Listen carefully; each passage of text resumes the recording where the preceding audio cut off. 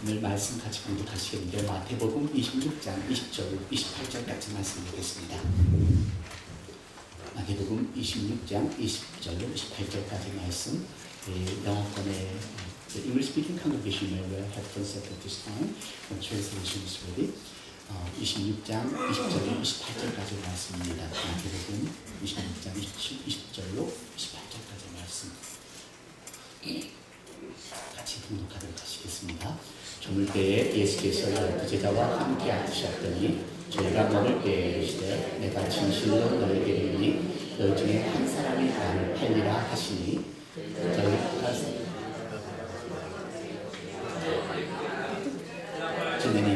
가로되 나와 함께 그릇에 손을 넣는 그가 나를 팔리라. 인자는 자기에게 대하여 기록된 대로 가거니와 인자를 판 그 사람에게는 화가 있으리라. 그 사람은 자를 하지 아니하였다면 제게 좋을 것 아니니라.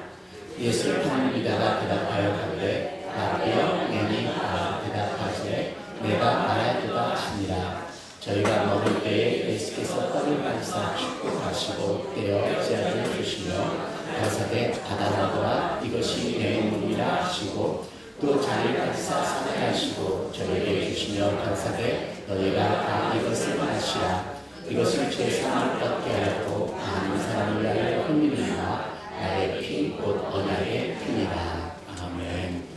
여러분들 이렇게 아침에 이렇게 집을 출발하시면서 오늘 참 아름다운 날이다. 오늘 참 행복한 날이다. 행복해 생각해 보셨나요? 네. 아마 매일매일 일어나는 일들이 힘이 들고 또 어렵고 또 그렇게 그냥 웃을 수 있는 일이 없는 것이 아마 우리들의 매일매일 삶일 겁니다. 그래서 많이 웃지 못하고 짜증내고 또 힘들어하고 하는 것이 우리의 매일매일 삶일 텐데요. 하지만 우리가 삶을 어느 각도로 보냐에 따라서 우리 삶이 정말 기쁘고 행복할 수가 있습니다. 자, 여러분 옆에 분들에게 오늘은 정말 행복한 날입니다 한번 해보십시오.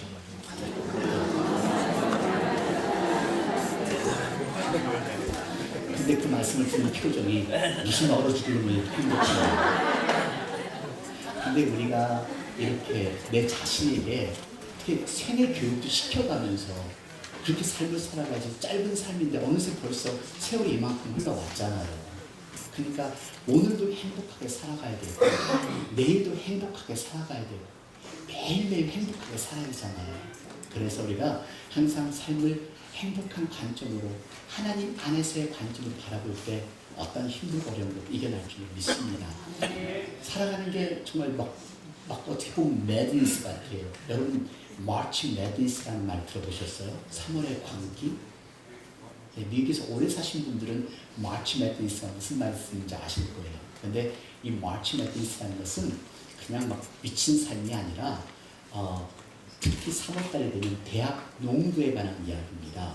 이 대학 농부가 시작이 돼서 3월 어제와 오늘이 진짜 가장 피크를 이루는 그런 시간인데요. 21일, 22일 여기서 16강이 가려지고 그리고 나머지 또 4강이 가려지고 심지어는 역대 대통령들도 이 칼리지 대학 농구의 우승팀을 계속 픽하는 게 이렇게 대통령들이 또 이르기 때문에 많은 사람들이 이 대학 농구를 굉장히 주의 깊게 아주 관심 있게 봅니다.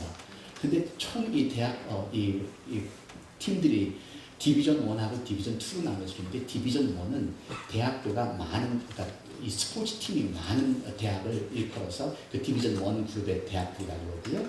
디비전 2는 스포츠 팀이 좀 적은 학교. 그래서 디비전 1에는 337개의 대학교 팀이 있다고 합니다. 그 디비전 2에는 296개의 팀이 있고요. 그래서 디비전 1에 있는 그 337개의 그 대학들이 서로 모여서 토너먼트를 하는데 15일까지를 마치고 17일날 2015년 3월 17일날에는 마지막 이 68팀의 경기팀이 이제 브레이크가 나온 거예요. 그래서 이런 68개 팀이 나눠지면서 어제와 오늘 계속해서 16강이 가려지고 4강이 가려지는 게 이게 마치 매드니스라고 부릅니다. 그래서 오바마 대통령은 유니버시티 터키 팀을 우승팀일 것이라고 자기가 뽑았고요. 저는 그래도 듀크 유니버시티입니다. 이 듀크 유니버시티가 유니폼이 하얘서 저는 그래서 좋습니다. 그리고 한 학기를 다녔기 때문에 마음이 거기로 가는 것 같아요. 물론 유니버시티 노스캐롤라이나를 졸업했지만 그래도 유니폼이 깨끗해서 저는 이 팀을 응원하는데 하여튼 터키가 가장 우승팀인 것 같습니다. 켄터키가 터키가 아니라. 그래서 마치 매드니스에 이런 프로그램에서 사람들이 열광을 합니다. 직장에서도 뭐 학생들도 뿐만 아니라 너무 많은 사람들이 마치 매드니스 농구에 정말 최선을 다하는데요. 저는 지난주에 뉴스를 보면서 단순하게 이 농구만 매드니스가 아니라 전체 지금 세상이 돌아가는 게 지금 매드니스 같아요. 세상 돌아가는 거. 여러분 혹시 뉴스 보셨어요? 3월 18일 날 튀니지아에 그 튀니지아라는 나라는 아프리카의 맨 끝에 있는 북쪽에 있는 나라입니다. 여러분들이 보시면 여기가 지금 미국이고요. 미국 반대쪽 여기에 오른쪽에 보시면 이게 아프리카 대륙인데요. 아프리카 위에 끝쪽에 북쪽에 위치한 작은 나라입니다. 거의 관광객에 의지해서 살아가고 있는 나라인데요. 여기에 크루스 유람선 관광객들이 도착을 했습니다. 그 유람선 관광객들이 한 100여 명이 이 튀니지아의 수도인 튀니스에 있는 박물관을 구경하러 들어갔는데요. 거기에 무장 이 테러리스트들이 나타나서 사람들을 무변차별하게 난살을 한 겁니다. 그래서 이 난사로 인해서 21명이 죽고 그리고 그곳에 있던 경비원도 죽고 또 총사는 둘도 죽었는데요. 이 부상자 중에는 프랑스, 이태리, 남아프리카 공화국, 폴란드, 일본 국적자들도 있었는데요. 이들이 아무렇지도 않게 관광을 하러 갔던 사람인데 관광을 하러 간 사람들이 박물관을 구경하러 갔는데 이런 엄청난 참사가 있으라면 누가 상상을 했겠어요? 이런 엄청난 사건. 이 사건들 또한 바로 지난주에 일어난 매드니스입니다. 근데 이것뿐이 아닙니다. 또 다른 사건이 바로 그저께 금요일에 있었습니다. 예멘이라는 나라를 들어보셨나요? 예멘은 바로 아프리카 위에 있는 중동 지역의 맨 남쪽 지역입니다. 곧 사우디아라비아의 바로 밑에 적정한 작은 나라인데요. 이 예멘의 도시인 그 사나 남부의 그 사나라는 이 도시에 위치한 머스크에 또 무장 단체인 이 아이시스 그룹들이 들어와서 예배를 드리고 있는 그 머슬렘들에게 자살 폭탄으로 이 사원을 터뜨린 겁니다. 근데 이 예배를 드리고 절을 하고 있는 그 시간에 폭탄을 터뜨렸고 폭탄을 터뜨린 그 모습을 보고 사람들이 놀래서 입구를 뛰어나오는데 그 입구에서 또 다시 자살 폭탄이 또 터졌고 그리고 또 세 번째 폭탄이 나중에 터졌다고 합니다. 이렇게 해서 그 머스크에서 예배를 드리는 그 사람들이 자기들 신에게 예배를 드린 137명이 죽었고 수백 명이 부상을 입은 그런 엄청난 사건이 바로 그저께 있었습니다. 그래서 저는 3월 마치 매드니스를 생각하면서 이런 세계가 지금 이렇게 매드니스로 변하는구나.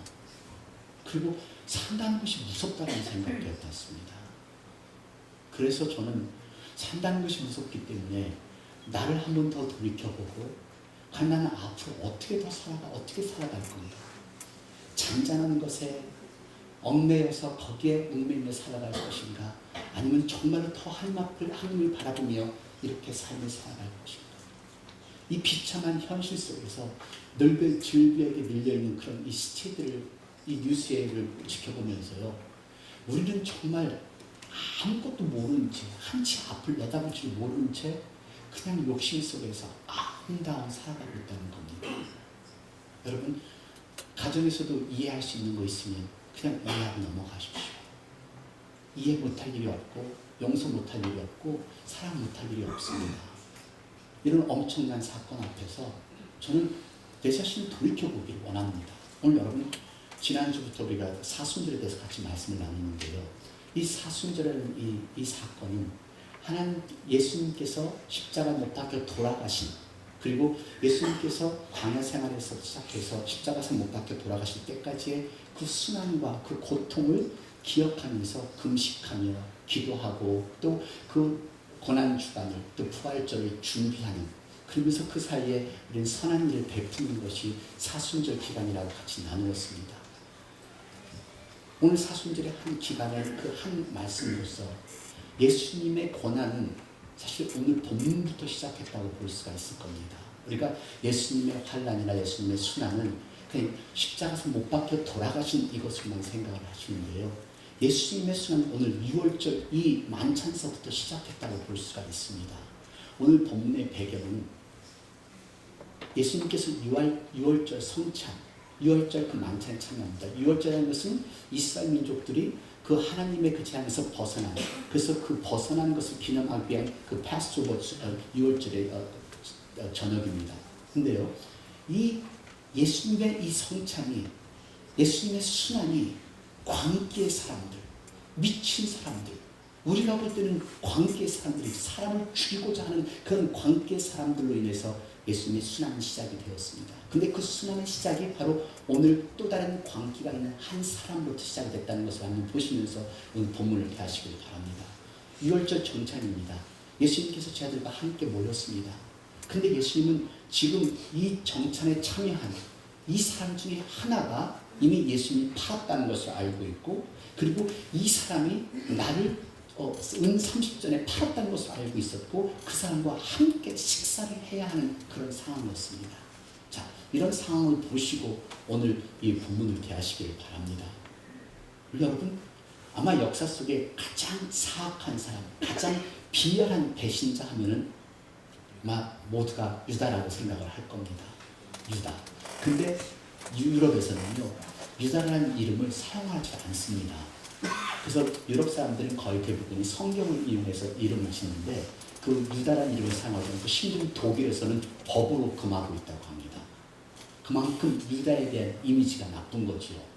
우리가 보통 듣는 이스가리오 유다, 가리오 사람 유다 하는 것은 가리옷이라는 이 말은 유다 지방의 남쪽 지역의 지방 이름입니다. 그래서 유다인데 가리옷 지방의 사람입니다. 근데 이 가리옷이라는 이 뜻이, 유다라는 뜻이 이제는 암살자, 가짜, 위선자, 거짓말쟁이, 단검 이런 뜻으로 해석이 됩니다.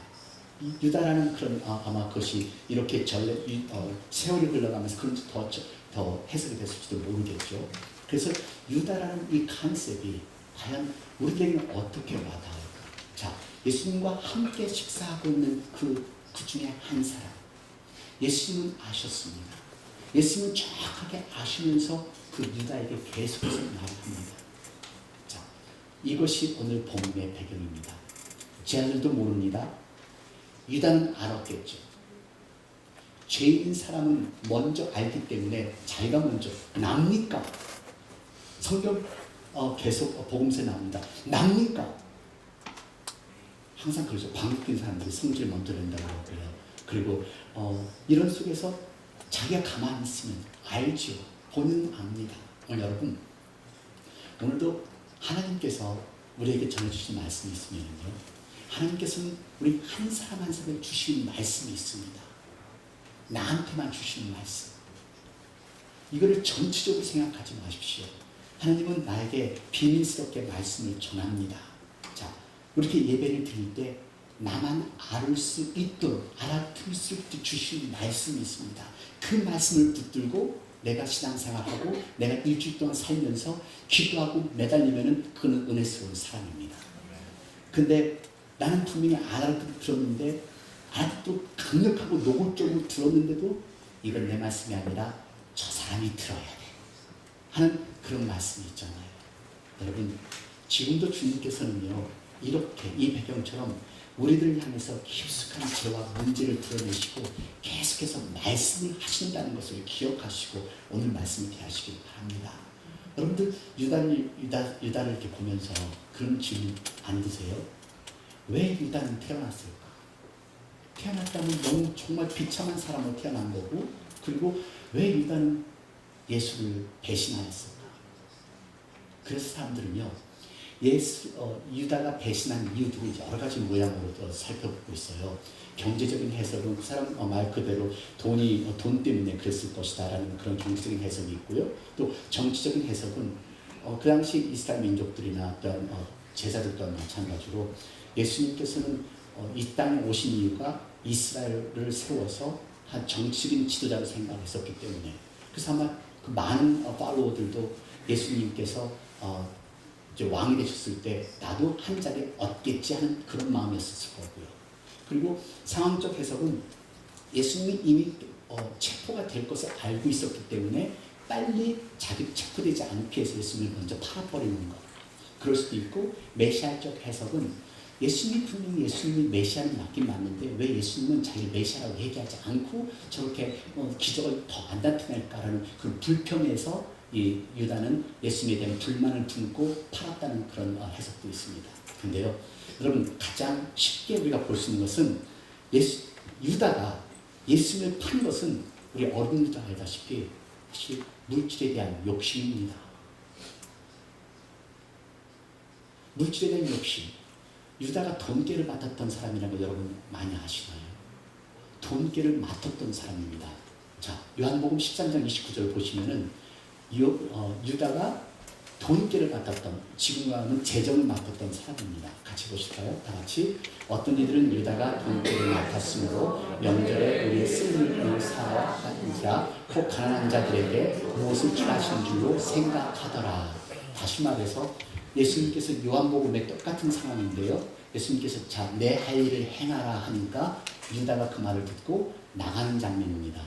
나가는 장면인데 사람들이 생각할 때는 유다가 돈깨를 맡았으니까 뭘 사러 갈 건가? 아니면 가는 사람 도와주러 가는 거 생각하는 거죠. 그래서 유다는 돈깨를 맡은 사람인데요. 저희 교회 우리 앤디 집사님은 정말로 대단하신 분입니다. 네, 돈깨를 맡았지만 절대로 돈을 탐하지 않으시는 거예요. 근데 이 재정을 그래서 3년 재정을 맡으면은 한국에 그런 말씀 있잖아요. 대대로 3대째 이 축복이 있다고요. 그러니까 재정을 관리하시는 분은 정말 그만큼 기도도 많이 하고 정말 신앙적으로 헌신해 계시는 분인데요. 근데 여기에 이 유다는 돈깨를 재정을 맡은 사람이었지만 올바른 사람이 아니었던 장면이 또 성경에 나옵니다. 요한복음 10장 4절 말씀입니다. 여러분 기억나세요? 마리아가 그 가장 비싼 옥합 향유를 털어서 그 예수님의 발에 부었습니다. 발에 붓고 머리로 예수님의 발을 썼습니다. 근데 그때 한 제자가 나와서 그게 얼마짜린데 그걸 가난한 사람을 도와주면 될 텐데 왜 그거를 부었느냐 하고 혼낸 제자들이 있습니다. 그 제자가 누군지 아세요? 그 사람이 유다입니다. 자, 요한복음 10장 4절 같이 공독합니다. 같이. 제자 중 하나로서 예수를 잡아주 갈구다가 말하되 이 향유를 어찌하여 300데나리온에게 팔아 가난한 자들에게 주지 아니하니 이렇게 말하면 가난한 자들을 생각하는 것이 아니요 저는 도적이라 돈깨를 맡고 거기 넣는 것을 훔쳐가느니라. 그 300데나리온을 분 것이 아니라 그 300데나리온을 팔아서 돈을 넣었을 때 그 돈을 훔쳐갈 수 있는 기회를 놓친 것에 대해서 유다는 화가 난 겁니다. 유다는 이런 사람이었습니다. 여러분, 유다가 이런 물질적인 욕심이 결국 예수님을 팔아버리는 은전 30전, 이 은전 30전은 지금 현재 미국 우리 돈으로 한다면 8불이나 9불 정도밖에 되지 않는다고 합니다. 그 8불이나 9불대로 인해서 대제사장에게 예수님을 팔아넘기고 그 예수님을 죽이는 살인자로 변해버린 이 유다의 모습을 보십시오. 작은 욕심입니다. 여러분, 큰 욕심이 유다를 살인자로 만든 것은 아닙니다. 다시 말해서 저나 여러분이나 작은 욕심이 예수님을 죽인 유다와 같이 될 수 있다는 겁니다.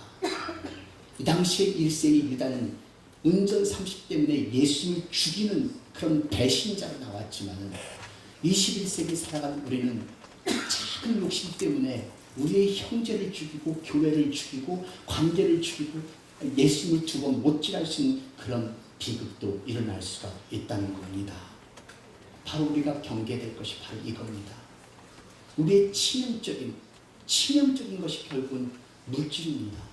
이 물질로 인해서 사람은 시험이 들고 물질로 인해서 사람의 관계가 끊어지고, 그래서 물론 큰 교회를 항상 욕하는 건 알지만 큰 교회를 찾는 이유는 직접 사업 때문에 클라이언트를 빌드업하기 위해서 어떤 때는 교회를 찾는 이유가 누군가의 도움을 받기 위해서 도움 받지 않으면 떠나게 되고 또 다시 또 다른 교회를 점점 궁금해하는. 여러분, 이 가룟유다는 돈에 대한 지나친 그 욕심이 결국 살인자가 되었고 역사에 남는 가장 오점의 배신자가 된 겁니다. 그래서 우리가 마음을 완전히 비우지 않으면 물질로 인해서 사람이 돈으로 보이고 그리고 관계도 돈으로 보이고 이번 교회도 돈으로 보일 수밖에 없고 우리의 가장 큰 적은 사실 돈입니다. 이게 유다의 비극이었습니다. 유다가 예수님을 죽인 이유, 판 이유 이것입니다. 그러기에 바오사도는 디모데 전서를 통해서 이렇게 얘기합니다. 돈을 사랑함이 일만 악의 뿌리가 되나니 이것을 사모하는 자들이 미혹을 받아 믿음에서 떠나 많은 근심으로써 자기를 찔렀도다. 여러분, 돈은 있어야죠. 하지만 돈이 나를 따르게 하십시오. 그것이 나의 죄를 낳고 죄 삭은 사망입니다. 벌려고 하지 말고 하나님께서 베풀어 주신 대로 감사하면서 거기에 아웅다웅도 하지도 말고 평생 일하고서 몸에 육체에 병들고 쓸만하니까 돌아가신 분 얼마나 많아요. 여러분, 아웅다웅 하지 말고 마음을 비우고 이제 유다, 21세기 유다가 되지 않는 저와 여러분이 되기를 원합니다. 두 번째는요, 유다가 예수님을 배신한 이유는 그가 잘못된 생각입니다. 잘못된 믿음입니다. 아까 말씀드린 대로 이 유다는 분명히 예수님을 정치적인 지도자로 생각을 했을 거예요. 근데 그것이 안 바뀌어집니다. 이스라엘을 구원할 메시아로 생각을 했었는데 근데 제자가 되면서도 예수님의 생각이 자기 생각과 틀리다는 것을 발견한 겁니다. 예수님은 왜 내 생각과 틀릴까? 여러분, 우리가 신앙생활 하면서 지금 내 철학, 내 추가, 특히 우리 어른들은 사실 바뀌어지기가 어려우세요. 여러분들이 한번 생각하면 그냥 생각하면 그걸 믿어버리세요. 오해를 풀려고 하지도 않고 어수하고 가정하고. 그런데 우리 애들은 안 그래요. 오늘도 예배를 드리면서 우리 애들은 참 하얀 백지 같아요. 거기에 검은 잉크를 떨리는 검은 잉크가 번지는 하얀 백지. 거기에 아름다운 그림을 그리면 아름다운 그림을 만들 수 있는 그런 캔버스 도와줘. 근데 우리 어른들은 정말로 너무너무 세월을 살았기 때문에 주관이 뚜렷하고 경험이 뚜렷하고 내 고집이 뚜렷해요. 그래서 이 말씀이 부닥치지가, 이게 말씀이 안와닿아요. 그래서 내 주관, 내 논리가 틀리면 과감히 하나님을 버리고 과감히 관계를 버리는 게 그게 우리 사람들입니다. 오늘 유다가 그랬습니다. 여러분, 유다 자기의 철학과 주관이 있으니까 하나님께서 우리 원하는 것이 바로 오늘도 말씀을 드리면서 내가 변해야 될 것, 내가 올바르게 믿어야 될 신앙생활이 어떤 것인가를 정확하게 안다면 그냥 하나님 앞에 다 드려놓고 하나님 저 그냥 이제 받아들여요. 하나님 말씀대로 할게요. 그냥 용서할게요. 그냥 따를게요. 이렇게만 하면 되는데 아니요. 내 논리가 계속 싸우는 게 이게 어른들입니다. 하나님을 따르셔야죠. 하나님의 뜻을. 저는 많이 요즘에 그 사순절 기다리면서 그런 생각을 많이 해봤어요. 사람이 누구나 그 인생에 대해서 진지하게 생각할 수 있는 시간이 돼야 되는데 우리가 되게 바쁘잖아요. 바쁘고 매일매일 다람쥐 쳇바퀴 살아가고 갔다가 또 일하고 또 다시 돌아와서 밥하고 또 일하고 또 청소하고 또 잠자고 또 다시 일어나고. 근데 이 시간 속에 이런 속에 내 인생에 대해서 생각해보는 시간이 있으세요? 기도하시면서 여러분 이제 난 앞으로 어떻게 살아갈 것인가?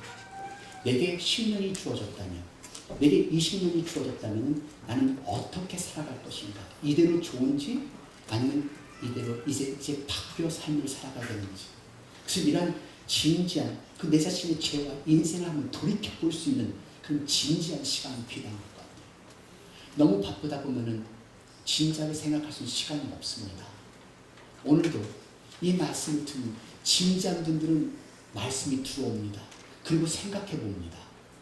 나는 앞으로 어떻게 살아갈 건가? 이대로 좋은가? 이런 성격을 유지해도, 이런 논리를 유지해도 이제는 괜찮은가? 아니지. 깨달을 수 있어야 되는데요. 진지하지 않은 사람은 깨닫지 않습니다. 내가 옳습니다. 그러면서 내 자신이 망가져가고 내 가정이 망가져가고 내 지역사회가 내 자녀가 망가져가는 것을 모르면서 그냥 바쁘게 살아갑니다. 내 생각은 어떨까요? 나는 올바른 믿음인가요? 나는 올바른 성격인가요? 혹시 내 고집으로, 내 논리로, 내 경험으로만 고집하면서 내 가정까지 어렵게 하고 있지는 않은가요? 그것이 강하니까.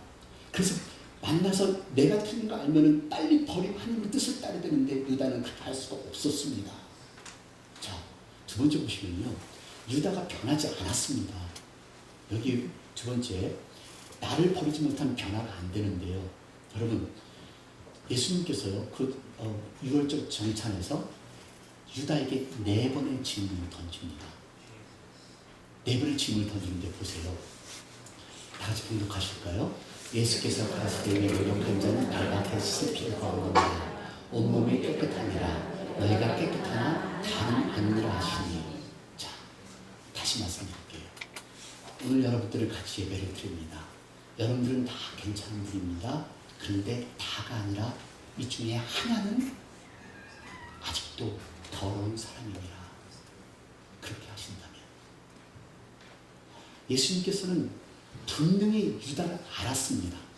유다가 벌써 3전에 팔고 온 것도 알았습니다. 유다가 이미 팔 것도 알고 유다가 가서 잃을 것도 압니다.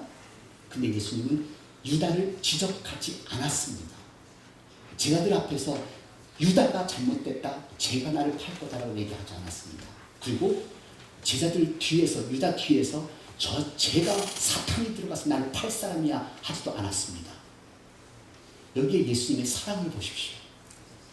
아마 그 당시에 이 유월절 식사를 하면서 제가 나를 팔 사람이고 제가 나를 배신할 사람이 했다면은 아마 거기서 죽었지도 모르고 이런 역사는 이루어지지 않았을 것이고, 그리고 거기에서 이 제자들은 더 화가 나서 이 사람을 돌팔매질도 했었을 것이고요. 만약 거기서 유다가 내가 잘못했습니다 하고 참회를 했다면은 그건 진정한 참회가 아니라 반강제적으로 했었을 것이고요. 진정한 것이 이루어지지 않았을 겁니다. 예수님께서는 이 유다에게 말을 하더라도 계속 간접적으로 얘기하십니다. 다시 한번, 그때 그 유다는 알고 있다는 사실입니다. 이 중에 하나는, 자, 다시 보실까요? 다른 기조 22절 다 같이 시작. 내가 진실로 여기보니 너희 중 하나가 나를 팔리라 하시니. 너희 중 하나가 나를 이미 팔고 왔습니다. 돈을 받고 왔습니다. 그니 그 말을 들은 이 유다는 얼마나 가슴이 뜨끔뜨끔 할까요? 그럼에도 불구하고 예수님은 유다야 너다라고 하지 않았습니다. 예수님의 끊임없는 그 죄인을 보호하는 마음입니다. 이게 하나님이십니다. 우리를 보호하십니다. 저는 조금 알 것 같아요. 목회를 하면서 그때는 어거질 소리, 별 유명도 많이 듣잖아요. 가서 막 따지고 싶고 머리끄댕이 자꾸 막 싸우고 싶어요. 저도 제 성격 아시잖아요. 그 친구도 목이 아파서 지금 소리도 못 지르는 거 보세요. 그냥 그냥 근데 아니요. 하나님의 때에 하나님께서 해결해 주실 거니까. 그렇게 해서 마음을 비우는 것밖에 없는 거예요. 근데 예수님은 여기서 유다를 공격하지도 않고 그 죄를 얘기도 하지 않으면서 너희 중 하나가 나를 팔리라.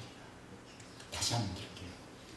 우리 다 같이 예배를 드리는데 너희 중 하나는 지금 못된 마음을 품고 있다.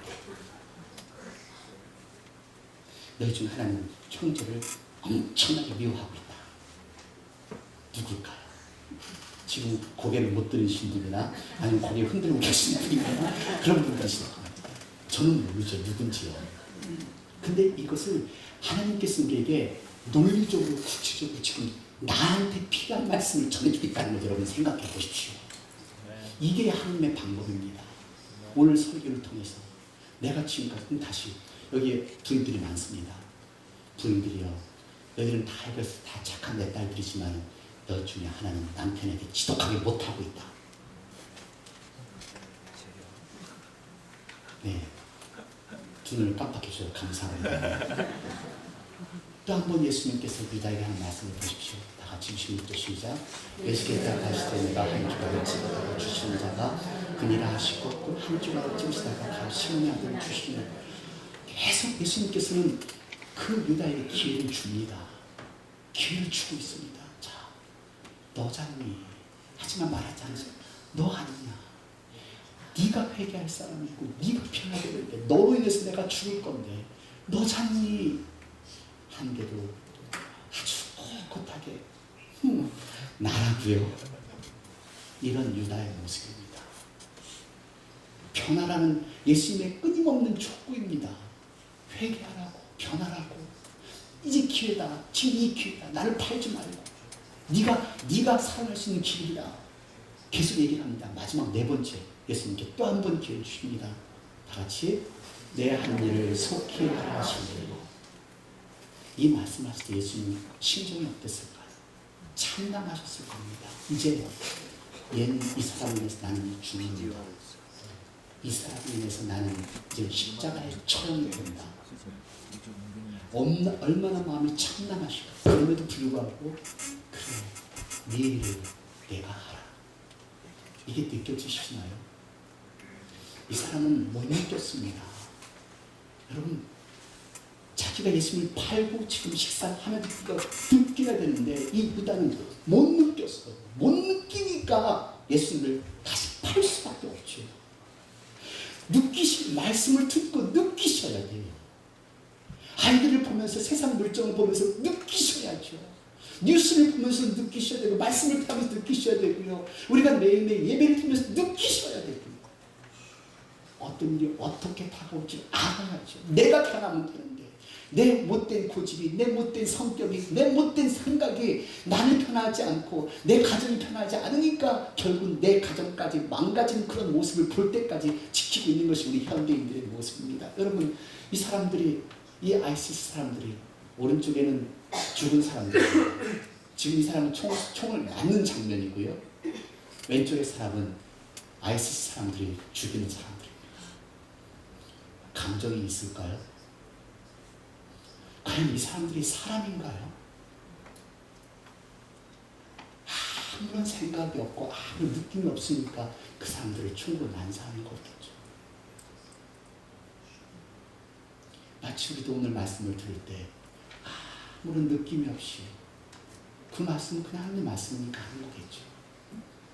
내가 편하지 않는다면 어쩜 우리의 모습도 이런 아이시스 같은 그런 모습일지도 모릅니다. 아무 느낌이 없이 어떻게 이렇게 사람을, 느낌이 있다고 어떻게 사람을 죽일 수 있겠어요? 저는 곤충도 제대로 못 죽입니다. 오늘 당신이 하나님께 당신에게 주신 말씀이 있다면, 느낌이 있다면 변하시면 됩니다. 어떻게? 하나님이 원하시는 쪽으로, 하나님이 당신을 통해서 뭘 원하시는지를 아시면 됩니다. 30절 말씀 같이 보면 열왕기상 3절인데 다 같이 유다가 그 조각을 받고 곧 나가니 밤이러라. 저는 물론 이 말씀 그대로 그때 시간이 밤이었겠죠. 근데 저는 그 생각을 해봤어요. 이 사람이 유할절 정찬에서 딱 나가는 순간에 거기가 밤이었더라. 이 유다의 인생은 이때부터 밤이었습니다.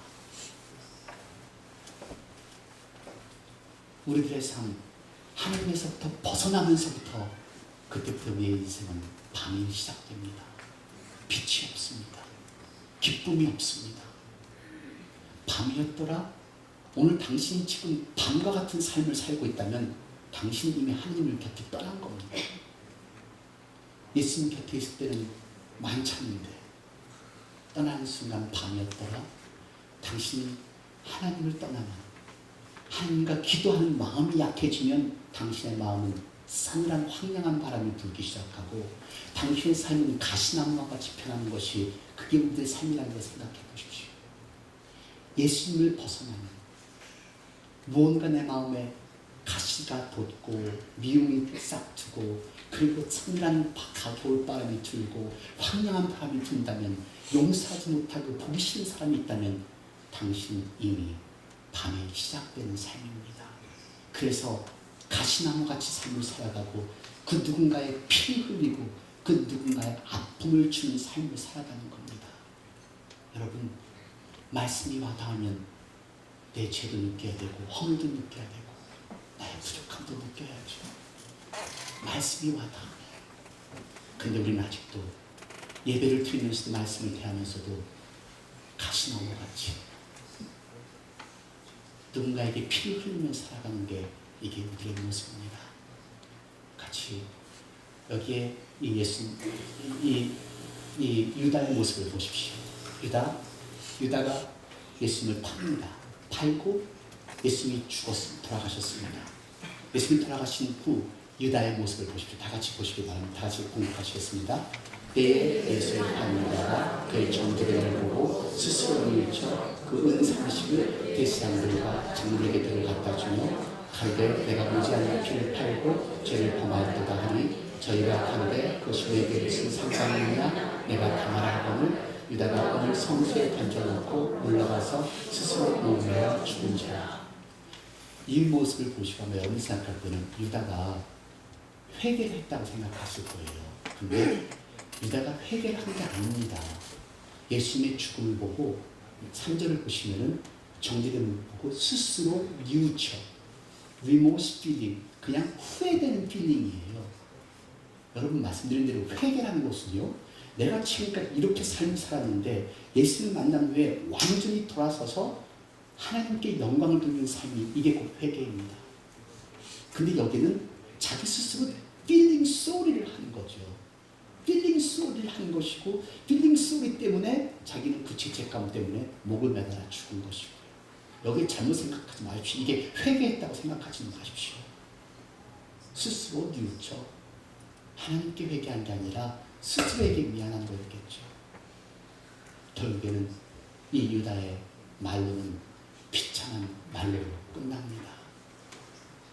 저는 저와 여러분이 21세기 유다가 되지 않기를 원합니다.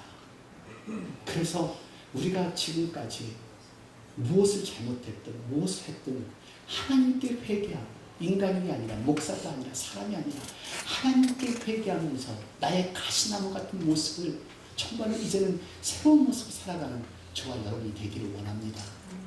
저와 여러분 오늘 이 비디오를 보시면서 이 음악을 들으시면서 나의 모습을 한번 돌이켜볼 수 있는 이 가사가 되었으면 좋겠습니다. 여러분들이 잘 아시는 찬양입니다. 같이 들으시죠.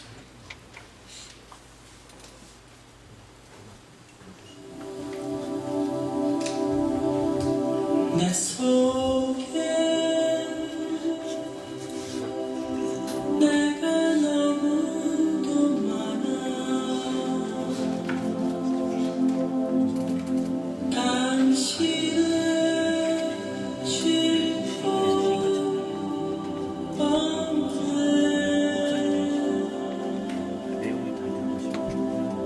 내 속에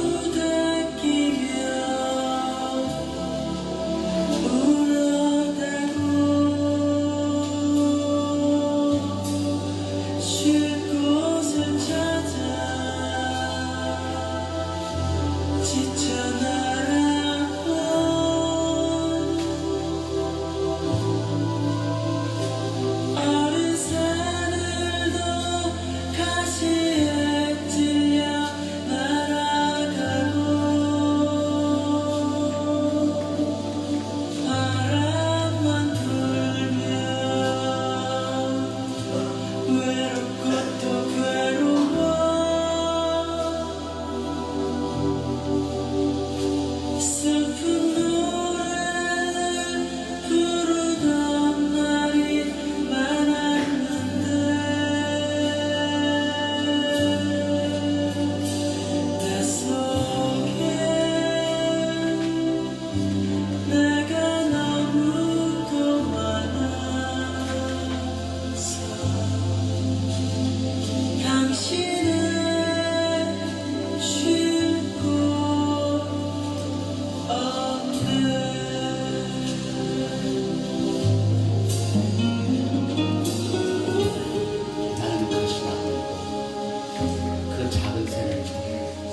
당신의 남편이 될 수가 있고 부인이 될 수가 있고 당신의 옆에 형제가 될 수가 있습니다. 어느새 내가 나무 가시가 되어 다른 사람에게 피를 흘리는 21세기 유다의 모습은 아닌지 한번 생각해 보십시오. 니체가 신은 죽었다, 하나님은 죽었다라고 하는 그런 책이 있습니다. 그래서 니체는 무신론자로 유명합니다. 근데 그 책의 내용 속에 이런 내용이 있습니다. 하나님은 어디로 갔는가? 난 이것을 너희들에게 말하려고 하냐? 우리가 그를 죽였다. 무신론자들이 믿을 수 있는 그런 이야기다. 내가 예수님을 죽이고 있지는 않는지, 예수님을 주님이라 부르면서 하나님을 사랑이라 하면서 사랑하지 않고 예수님을 온전히 믿지 않는다면 내가 예수님을 죽이는 겁니다. 이 고난주간 종료주일이 옵니다. 부활주일도 옵니다. 이 기간 동안 나는 21세기의 유다가 되지 않고 예수님의 희생을 기억하며 21세기 유다가 되지 않도록 기억할 수 있는 저와 여러분이 되길 원합니다. 그래서 예수님은 마지막 그 순간까지도 나를 기억하라, 내가 너를 위해 죽었다, 나를 기억하라 하신 말씀이 오늘 26절과 27절, 28절 말씀입니다. 다 같이 공독하시겠습니다. 저희가 먹을 때에 예수께서 떡을 가사 축복하시고 배에 지어를 주시며 가라사대 받아 먹으라, 이것이 내 몸이라 하시고 또 자기가 이사 사대하시고 저에게 주시며 가라사대 너희가 다 이것을 마시라, 이것은 제 사랑을 위하여 나의 사랑을 위하여 흘리는가, 나의 피 곧 바닥에 피우라. 예수님을 기억하십시오.